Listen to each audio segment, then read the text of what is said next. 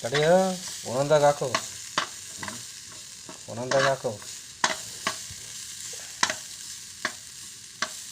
ಇದ್ರೊಳಗೆ ಹಾಕ್ಬಿಟ್ಟು ರೋಸ್ಟ್ ಮಾಡ್ಬೇಕು. ಹಿಂಗೆ ಬೆಂಡೆಕಾಯಿ ರೋಸ್ಟ್ ಮಾಡ್ತಾಯಿದ್ದೀವಿ ನೋಡಿ. ಈ ಥರ ಈರುಳ್ಳಿ, ಚಿಕನ್ ಮಸಾಲ, ಖಾರ ಪುಡಿ, ಸ್ವಲ್ಪ ಮೆಣಸು ಪೌಡ್ರು ಹಾಕಿ ಈ ಥರ ಮಾಡ್ಕೊಳ್ಳಿ. ತುಂಬ ಚೆನ್ನಾಗಿರುತ್ತೆ ಬೆಂಡೆಕಾಯಿ ರೋಸ್ಟ್.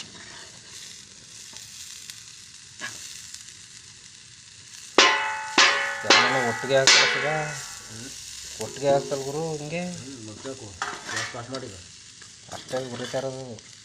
ಇದು ಬೈಲಿ ನಮ್ಗೆ ಅಲ್ಲಿ ಬಿಡು ಅಲ್ಲಿ ಕೊಡಕ್ಕೋದ ಸ್ವಲ್ಪ ಸ್ವಲ್ಪ ಹಾಕ್ಬೇಕಾಯ್ತಾನೆ. ಬಾಂಡ್ಲಿ ಆಗ್ತಾಯಿತ್ತು. ಬಾಣಲಿಗೆ ಇತ್ತಲ್ಲ, ಬಾಣಲಿನೇ ಮಾಡಿವೆ ಮತ್ತೆ.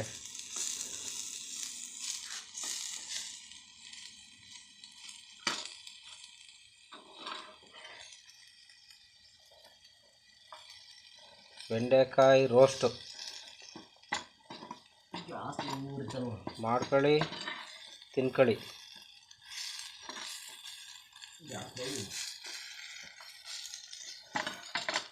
ಬಾಣಲಿಗೆ ನೀನು ಹೇಳಿದ್ರೆ ಬಾಣಲಿಗೆ ಹಾಕೋದ? ಇದು ಬಾಣಲಿ ಇತ್ತಲ್ಲ.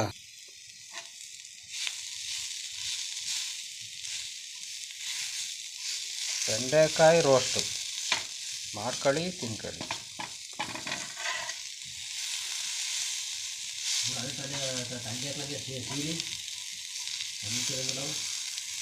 ಒಂದೇ ಸಲ ಹಾಕ್ತಲ್ಲ ಗುರು. ಹಿಂಗೆ ಸ್ವಲ್ಪ ಹೊಸ ಯಾರಾದ್ರೂ ಹಾಕ್ಬೇಕಾಗಿತ್ತು.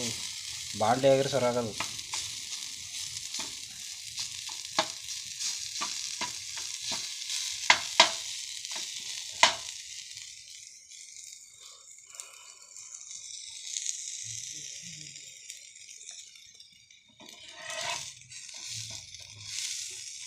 ನೋಡಿ, ಬೆಂಡೆಕಾಯಿ ರೋಸ್ಟ್ನ ಈ ಥರ ಮಾಡ್ಕೊಳ್ಳಿ.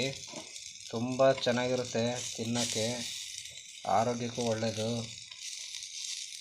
ಶುಗರ್ಗೆಲ್ಲ ಒಳ್ಳೆಯದು. ಬೆಂಡೆಕಾಯಿ ಶುಗರ್ ಇದ್ದರೆ ಕಂಟ್ರೋಲ್ ಆಗುತ್ತೆ. ಬೆಂಡೆಕಾಯಿ ರೋಸ್ಟು